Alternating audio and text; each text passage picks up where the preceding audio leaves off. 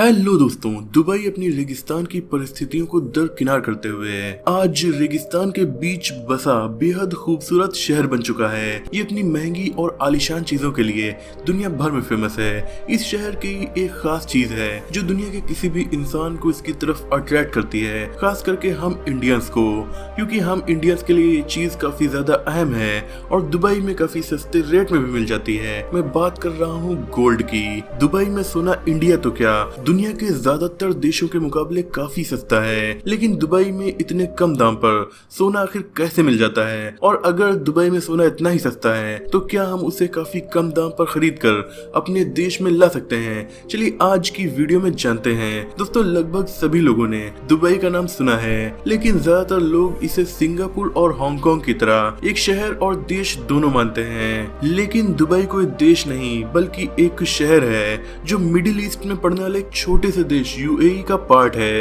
UAE मतलब United Arab Emirates. ये देश 7 अमीरातों को मिलाकर बना है, जिनमें अबू धाबी, शारजा, दुबई जैसे शहर शामिल हैं। हालांकि इन सब में सबसे ज्यादा आबादी दुबई की है।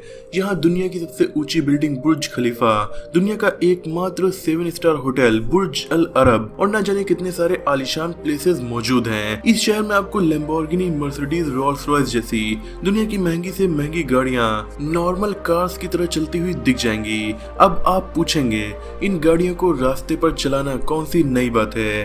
अरे भाई, जब इन गाड़ियों को इंडिया की सड़कों पर दौड़ते देखोगे तो आप खुद जान जाओगे। जब ऐसी गाड़ियां हमारी सड़कों पर निकलती हैं तो कई लोग बाइक से ऐसी गाड़ियों का पीछा तक करने लगते हैं। लेकिन दूसरी तरफ दुबई में ये बहुत ही आम बात है। इन महंगी गाड़ियों के अलावा कभी कभार यहाँ की सड़कों पर कुछ ऐसी गाड़ियां भी दिखाई पड़ती हैं जिन्हें देखकर वहाँ के लोग तो नहीं मगर दुनिया भर से दुबई घूमने आए टूरिस्ट हैरान जरूर रह जाते हैं। लेकिन सोच कर देखिए, ऐसी कौन सी गाड़ी होगी जिसे देखकर लोग इतने ज्यादा हैरान हो जाते होंगे? दोस्तों, दरअसल वो कोई स्पेशल कंपनी की गाड़ी नहीं बल्कि गोल्ड प्लेटेड गाड़ियां होती हैं। जी हाँ, दुबई में आपको कभी कभी सोने की कार्स भी दिख सकती हैं। एक सोने की अंगूठी पहनकर हम खुद को बादशाह समझने लगते हैं, लेकिन यहाँ पर लोग सोने की परत गाड़ियों पर चढ़वा लेते हैं और कई गाड़ियों पर तो लोग हीरे भी जड़वा लेते हैं। चलिए, ये तो समझ में आता है कि दुबई के लोग दुनिया के मुकाबले कुछ ज्यादा ही रईस हैं। यूएई दुनिया के सबसे बड़े तेल उत्पादकों और एक्सपोर्टर्स में से एक है। ये इतना ज्यादा तेल बेच लेता है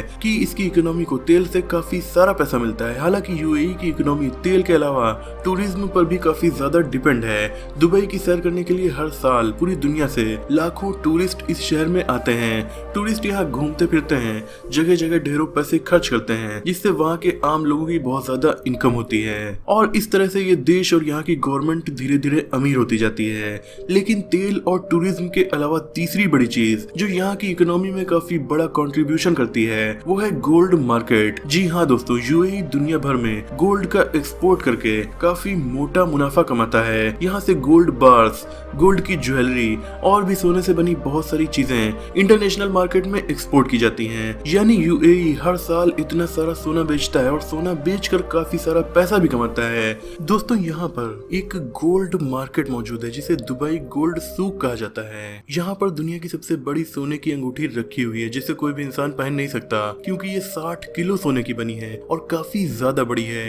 इसकी कीमत $3 मिलियन यानी तकरीबन 25 करोड़ रुपए है। इस अंगूठी का नाम नजमत तैयबा है। दुबई गोल्ड का शहर यूं ही नहीं कहा जाता। यहाँ पर गोल्ड के एटीएम्स भी मौजूद हैं जिनसे आप गोल्ड बिस्किट्स, गोल्ड कॉइन्स और गोल्ड की ज्वेलरी को भी निकाल सकते हैं, लेकिन इसके लिए आपके एटीएम में पैसे होना जरूरी है। दोस्तों, गोल्ड की रिंग के अलावा 1999 में दुनिया की सबसे लंबी हाथों से बनी हुई सोने की चेन भी दुबई में ही बनाई गई थी। इसे यहाँ के लोकल ज्वेलर्स के ग्रुप ने बनाया था। ये चेन 4.2 किलोमीटर लंबी थी और 22 कैरेट गोल्ड की बनी हुई थी। इसमें 238 किलो सोने का इस्तेमाल किया गया था। बाद में इस चेन को छोटे छोटे टुकड़ों में कट करके लोगों में बेच दिया गया। लेकिन ये सोना लाते कहां से हैं? क्योंकि दुबई जिस देश यूएई का हिस्सा है वो ज्यादातर रेगिस्तानी इलाका है। इन रेत के टीलों से घिरे देश में सोना कहां मिलेगा? मतलब इतना सोना कि ये इंटरनेशनल मार्केट में से एक्सपोर्ट करते हैं, वो भी दूसरे देशों के मुकाबले कम दामों पर। तो आखिर ये सोना लाते कहां से हैं? क्या ये सोना लैब में बनवाते हैं या फिर समुद्र के नीचे से निकालते हैं? दोस्तों, इसका सिंपल सा जवाब है, ये गोल्ड को इम्पोर्ट करते हैं।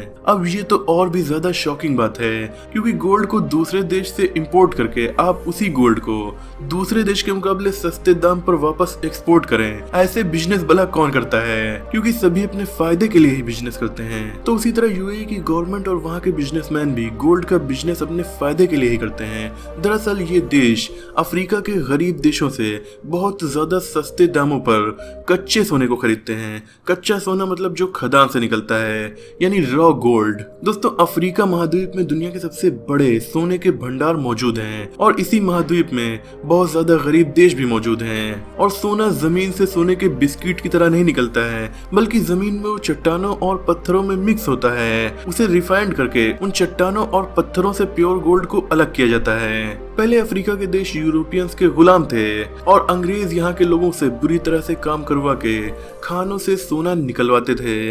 आज ये देश गुलाम तो नहीं है, लेकिन यहाँ की सरकारें अपने लोगों से उसी तरह से काम करवा रही हैं। बड़े तो बड़े बच्चों को भी ये लोग नहीं छोड़ते, पढ़ाई लिखाई छुड़वा कर उन्हें भी जानवरों की तरह यहाँ काम पर लगा दिया जाता है, क्योंकि अफ्रीकन देशों की सरकारें बहुत ही कम पैसा लगाकर सोने की खदानों से सोना बाहर निकाल लेती हैं और इस वजह से ये लोग सोने को दूसरे देशों पर काफी कम दामों में बेच देते हैं। दूसरी सबसे अहम बात, यूएई में काफी बड़ी मात्रा में सोने की स्मगलिंग भी हो जाती है। अफ्रीका और साउथ अमेरिका के भी कई देशों से यूएई में सोना स्मगल करके लाया जाता है। ये भी ज्यादातर रॉ गोल्ड ही होता है, लेकिन इंटरनेशनल लेवल पर इसके खिलाफ कुछ बोला नहीं जाता, क्योंकि सोने की स्मगलिंग करना तो एक अपराध है। लेकिन यूएई की सरकार इसे इनडायरेक्टली सपोर्ट करती है, क्योंकि आखिर में पैसा जाना तो सरकार की जेब में ही है। वैसे आप इन्हें यूएई की सरकार कह लो या फिर वहाँ के बिजनेसमैन, क्योंकि सभी एक ही तो हैं। खैर, ये लोग रॉ गोल्ड को काफी कम दामों पर अपने देश में लाते हैं और फिर उसे रिफाइन करके उसकी ज्वेलरी बास बनाकर बाकी के देशों को एक्सपोर्ट करते हैं। ये सुनने में जितना आसान लगता है उतना आसान प्रोसेस नहीं है,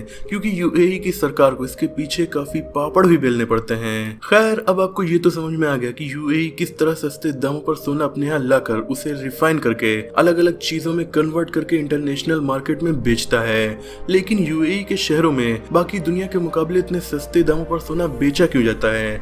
इसका जवाब दूं इससे पहले आप ये बात समझ लीजिए कि किसी भी बिजनेस को आगे बढ़ाना है तो ज्यादा से ज्यादा कस्टमर्स को अट्रैक्ट करना बहुत ज्यादा जरूरी है। इसके लिए जो चीज आप बेचते हो उसे दूसरों के मुकाबले कम दामों पर बेचना होगा। यूएई में भी कम कीमतों पर सोने के बिजनेस करने की यही वजह है। दोस्तों, बाकी के देशों में जहाँ सोने के ऊपर काफी सारा टैक्स लगाया जाता है, वहीं यूएई में इसके ऊपर बहुत ही मिनिमल टैक्स लगाया जाता है, जिसे वैट कहा जाता है, यानी वैल्यू एडेड टैक्स। 2018 से पहले तो ये टैक्स भी नहीं लगाया जाता था। इस वजह से उस वक्त सोना और भी ज्यादा सस्ता हुआ करता था। वैट लगाने के बावजूद आज भी यूएई में सोना बाकी के देशों के मुकाबले काफी सस्ता है। तो फिर सवाल ये उठता है कि हम यूएई से सस्ते दामों पर सोना खरीद कर अपने देशों में ला सकते हैं, मगर हम इंडियंस के लिए हमारी गवर्नमेंट ने एक कंडीशन रखी है, जिसके मुताबिक कोई भी भारतीय पुरुष अपने साथ लगभग 50,000 रुपए तक का सोना कैरी कर सकता है। वहीं महिला के लिए ये सीमा 1 लाख रुपए तक रखी गई है। अगर इससे ज्यादा सोना लाना है तो आपको भारी भरकम टैक्स चुकाना पड़ेगा, और अगर आप छुपा कर यानी स्मगल करके लाएंगे तो ये एक बड़ा अपराध है। अब आपको क्लियर कट समझ आ गया होगा कि आखिर क्यों दुबई में या कह लीजिए यूएई में सोना सस्ता है। आज की वीडियो आपको कैसी लगी कमेंट में हमें जरूर बताइएगा। अगर आपको ये वीडियो पसंद आई हो तो इसे लाइक और शेयर कीजिए। ऐसे इंटरेस्टिंग टॉपिक्स पर नॉलेजफुल वीडियोस देखने के लिए हमारे चैनल को सब्सक्राइब करके बेल आइकन को प्रेस कर दीजिए। मिलते हैं अगली वीडियो में, तब तक के लिए अपना और अपनों का ख्याल रखिए।